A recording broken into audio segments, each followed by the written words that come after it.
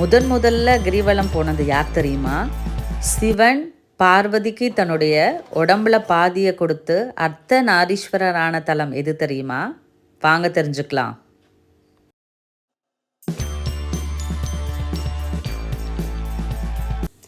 ஒரு முறை கைலாயத்தில் சிவபெருமானோட 2 கண்களையும் பார்வதி தேவி மூடிடுறாங்க.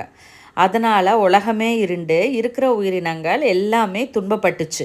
இதனால் பார்வதி தேவிக்கு தோஷம் ஏற்பட்டது. அந்த தோஷத்துக்கு பரிகாரம் தேட பார்வதி தேவி திருவண்ணாமலைக்கு வந்து தவம் இருந்தாங்க. அவங்க தவத்தை கண்டு மனமிறங்கிய சிவன் அவங்களுக்கு காட்சி கொடுத்துட்டு, உனக்கு என்ன வரம் வேணும் அப்படின்னு கேட்டார். உடனே பார்வதி தேவி, உங்களை என்றைக்குமே நான் பிரியக்கூடாது, உங்கள் உடம்புல பாதியை தந்து எனக்கு அருளை வேணும் அப்படின்னு கேட்குறாங்க. உடனே சிவபெருமான், அப்படின்னா நீ என்ன சுற்றி வரணும் அப்படின்னு சொல்கிறாங்க. அதை ஏற்றுக்கிட்ட பார்வதி தேவி திருவண்ணாமலையில் ஈசனே மலையாக இருக்கிறதுனால அந்த மலையை சுற்றி வர ஆரம்பித்தாங்க. சிவபெருமான் கிரிவல பாதையில் நேர் அண்ணாமலை அப்படின்ற இடம் இருக்கும். அந்த இடத்துக்கு பக்கத்துலேயும் ஈசானிய பகுதியில் ஒளி வடிவத்துலேயும் காட்சி கொடுத்து தன்னோட உடலோட இடபாகத்தை வழங்கி தன்னோட ஐக்கியமாக்கி அர்த்தநாரீஸ்வரராக காட்சி கொடுத்தாங்க. அப்போது பார்வதி தேவி, நான் தங்களை சுற்றி வந்ததுனால என்னை ஆசீர்வதித்தது போல் திருவண்ணாமலையை கிரிவலம் வரும் ஒரு பக்தனுக்கும் நீங்கள் அருள் வழங்கணும்னு கேட்டுக்கிட்டாங்க. அதில் தான் இந்த கிரிவல பழக்கம் ஏற்பட்டது. அன்னை பார்வதி தேவியை தொடர்ந்து மற்ற கடவுள்கள், சித்தர்கள், மகான்கள் எல்லாருமே கிரிவலம் வந்து அண்ணாமலையாரோட அருளை பெற்றாங்க. சித்தர்களின் வழிகாட்டுதல் பேரில் சாதாரண மக்களான நாமளோ கிரிவலம் செல்வதனால பாவ வினைகள்லாம் குறைஞ்சு புண்ணியங்கள் கூடும்.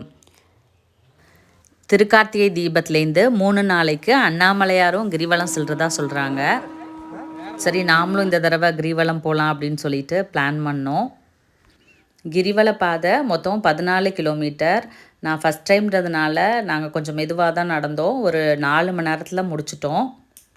வெறுங்காலோடு நடக்கிறது தான் வந்து சிறப்பு. போகும்போது அண்ணாமலையாரை வேண்டிக்கிட்டே போங்க, ஓம் நமச்சிவாய சொல்லுங்கள். நிறைய பேர் வந்து பஜனை மாதிரி பாடிக்கிட்டுலாம் வந்தாங்க. சின்ன கல்லெல்லாம் இருக்கும், அது கால் குத்தும், கால் வலிக்கும் அப்படின்றவங்க அங்கேயே சாக்ஸ் எல்லாம் விற்குது, சாக்ஸ் வாங்கி போட்டுக்கோங்க. நம்ம கிரிவலம் சுற்றுற பாதையில் மொத்தம் 8 லிங்கம் இருக்குது. இந்திரலிங்கம் அந்த கிரிவல பாதையோட ஆரம்பத்திலே இருக்குது. அடுத்ததாக அக்னிலிங்கம் இருக்குது, யமலிங்கம், நிருதலிங்கம், வருணலிங்கம், வாயுலிங்கம், குபேரலிங்கம், ஈசானியலிங்கம் அப்படின்னு 8 லிங்கம் நம்ம சுற்றி வர பாதையிலே இருக்குது. கிரிவல பாதையில் நிறைய ஆசிரமங்கள் இருக்குது, நிறைய கோவில்கள் இருக்குது. இடுக்கு பிள்ளையார் கோவில், தட்சிணாமூர்த்தி கோவில், துர்க்கை அப்படின்னு சொல்லிட்டு நிறைய கோவில் இருக்குது. நீங்கள் ரெஸ்ட் எடுக்கிறதுக்கு இடமும் இருக்குது. 14 கிலோமீட்டர் எப்படிடா சுற்ற போகிறோன்னு ஆரம்பத்தில் நினச்சேன். ஆனால் முடிக்கும்போது நம்ம 14 கிலோமீட்டர் வந்து இறைவன் அருளால் சுற்றி வந்துட்டோம் அப்படின்னும் போது ரொம்பவே சந்தோஷமாக இருந்தது. வாரத்தோட 7 நாளுமே கிரிவலம் சுற்றலாம் அப்படின்னு சொல்கிறாங்க. ஆனாலும் பௌர்ணமியில் சுற்றுறது தான் ரொம்ப விசேஷம். இப்போ பார்த்திங்கன்னா ஞாயிற்றுக்கிழமை சுற்றுனீங்கனாக்கா சிவலோக பதவி கிடைக்கும், நம்மளோட நோய்கள்லாம் தீரும் அப்படின்னு சொல்கிறாங்க.